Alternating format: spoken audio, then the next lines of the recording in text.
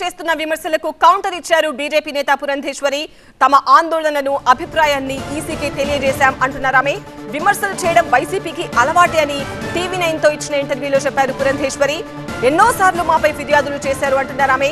పార్టీలన్నీ మాట్లాడుకున్నాకే సీట్ల పంపకాలు జరిగాయి. భిన్నాభిప్రాయాలుంటే ఆ పార్టీల నేతలు చూసుకుంటారు.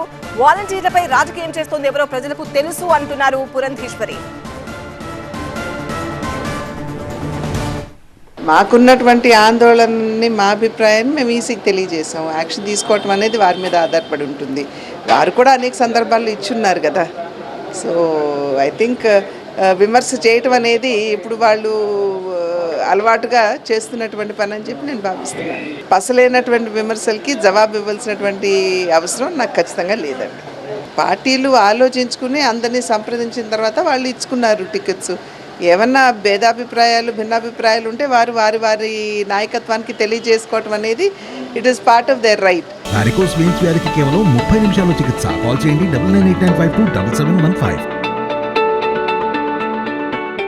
సో ఆ రకంగా వారు తెలియజేసుకుంటున్నారు. సో ఆ పార్టీలు డెఫినెట్గా దాని మీద ఒక నిర్ణయం అనేది వారు తీసుకుంటారు. రాజకీయం సృష్టించేది ఎవరో ప్రజలు అర్థం చేసుకుంటున్నారో గమనిస్తున్నారు కూడా.